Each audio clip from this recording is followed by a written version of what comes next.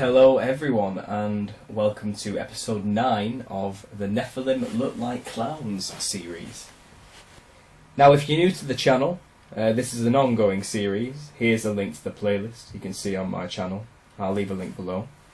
For my new subscribers, this is a series I've been doing it began 8 months ago. And it relates to some extracurricular knowledge which you may not be privy to, involving the Nephilim giants of the biblical past.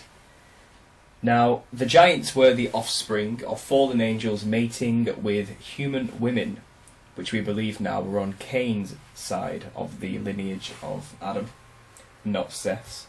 However, there became a point where all flesh had become corrupted due to the presence of these giants on the earth, along with fallen angels manipulating the gene pool of human beings.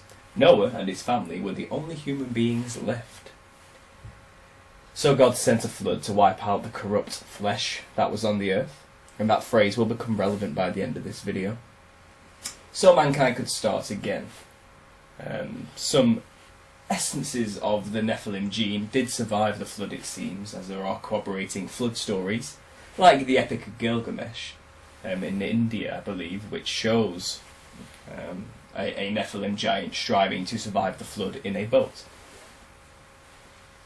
Now, onto this, I believe I've come across some kind of clue as to what these giants may have actually looked like.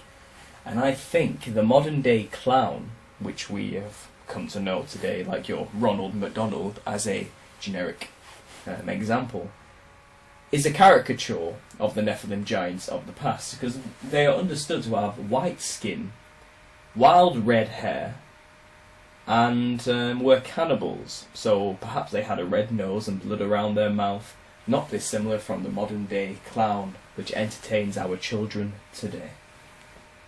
Rolling with this theory, I've gone through many examples which you should look back on here to catch up, but today I'm going to bring you a bit more of an insight to where do these things live now? Because it's understood that when the flood came, the giants, the Nephilim, their spirit, their soul, or nephesh as it was called in the Bible, remained on earth. They don't have a body anymore. They want to possess humans, oppress humans, and live inside the bodies of humans, and this is the demonic problem, or demons, that we have to deal with today. But while they are disembodied, they are somewhere. Not visible to us here on earth, but still here on earth, just behind a veil, which I believe was placed there by God after the flood, so we don't have to deal with them. These things are monstrosities, hideous to the eye, terrifying beasts. Now, there's many conspiracies to say that, they're trying to bring them back here. But before they come here, let's have a look at where there is for them currently. Now, I believe, cutting straight to the point here, carnivals are a direct representation in the physical realm of the home of the clowns, the Nephilim, in the spiritual realm. Now, whether someone's intentionally planned to make it this way, I don't know. But I do think there's some relevance to the as above, so below principle, in the sense that what happens there manifests here.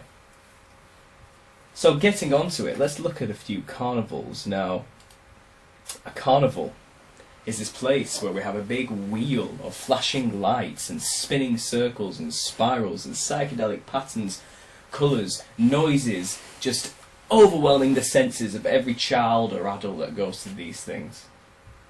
And this is the natural habitat of the clown, is it not? Now, I was looking at these pictures here of your average carnival, and I noticed this big pinwheel, and it reminded me of the average psychedelic tripper and his reports on DMT would discuss flying through a circular mandala portal, something that looks a lot like this, which I think may be representative of what the Ferris wheel is, the portal into the realm of the Nephilim spirits, the psychedelic fractaled matrix which these beings have been forced to remain in and want to get out of. So when psychedelic trippers go to these realms and think they're, seeing something wonderful and inspiring, I think they're just going to a place they should keep their wits about them, let's just say that. Because people encounter, as I mentioned in other videos, jester beings all the time whenever they go to this other realm. Jesters start dancing around them. So I was thinking more of carnivals, and I remembered the Cirque du Soleil. This thing that comes around, I think it's French, correct me if I'm wrong, I'm sorry, that worships the sun god Lucifer, who's the head of the Nephilim and the fallen angels. And at this festival, they had this character here, perhaps one player, which was called Kuza, which looks a lot like the Heyoka tribe's jester demon. If I quickly get a picture up here, a Heyoka jester, which is from a tribe, or a series of tribes. It was a Kachina kind of demon in North America. But it's this black and white, checkered, weird horned entity that is a jester character in these tribes and cultures. I think this might be a good example of some of them.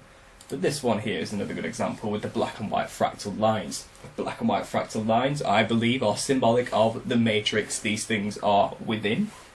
And we look at Cirque du Soleil's character here, and I do wonder where they got their inspiration from. What a demonic jester-like looking character this thing truly is.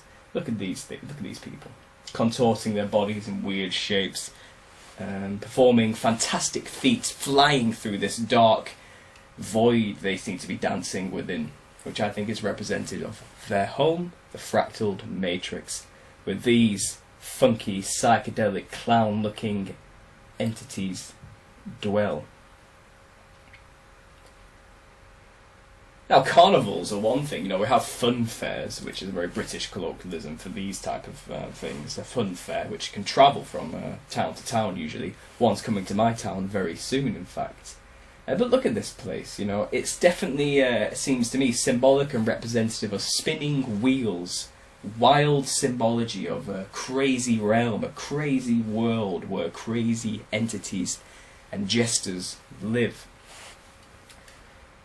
Makes you think twice about Disney World as well, and what that place really is in this respect. Now, keeping it relatively light-hearted, carnivals are also something the whole festivals that cities put on.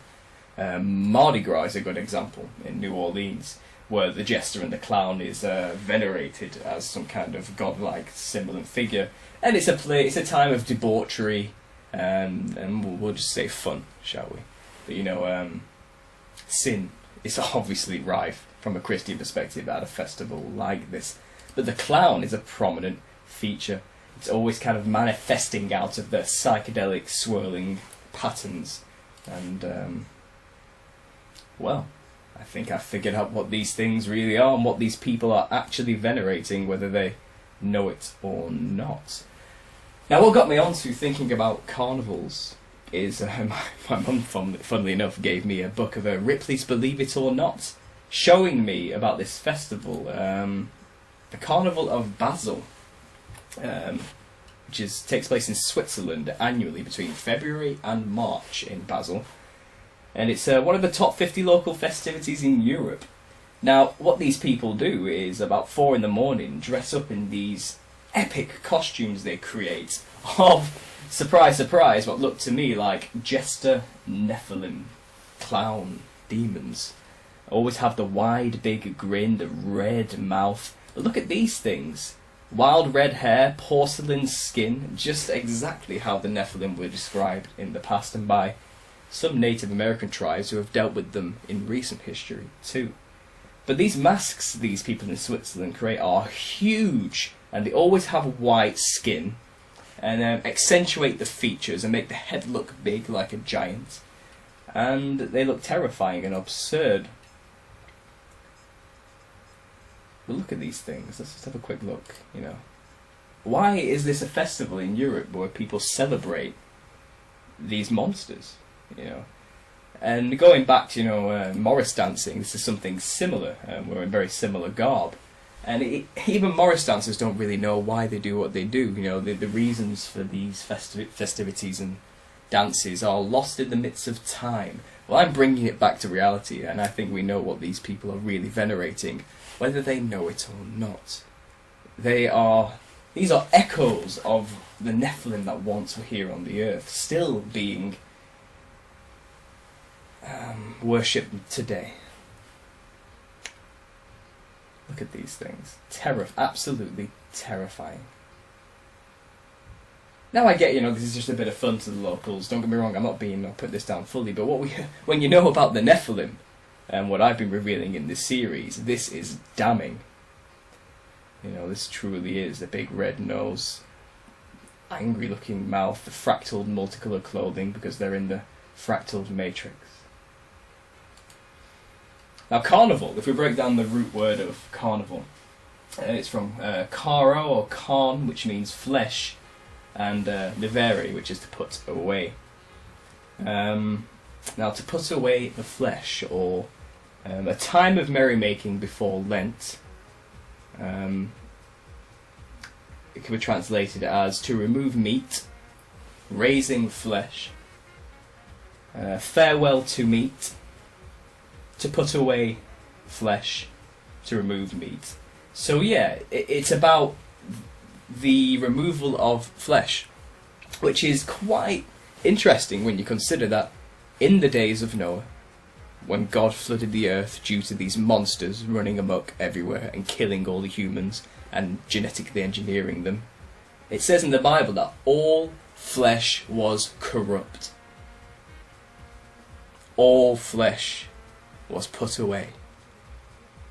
And this Carnival, which represents just that, they all seem to be a veneration of the very things that caused the flood to begin with. The very things that corrupted all the flesh, that had the flesh put away. The Nephilim at the Carnival. Just to top it all up nicely there. I want to keep this video quite short, so I'll end it there. So again, carnivals, fun fairs, the home of the clown, the home of the Nephilim, representative of the fractal matrix they are living in, perhaps a physical manifestation of this spiritual concept on the earth, in which human beings, knowingly or unknowingly, still venerate them at these temples, we'll call them, these worship sites, these grounds for the Nephilim themselves. Perhaps a place as well where they can manifest more freely in the characters dressing up as them. Who knows? The spiritual world is a very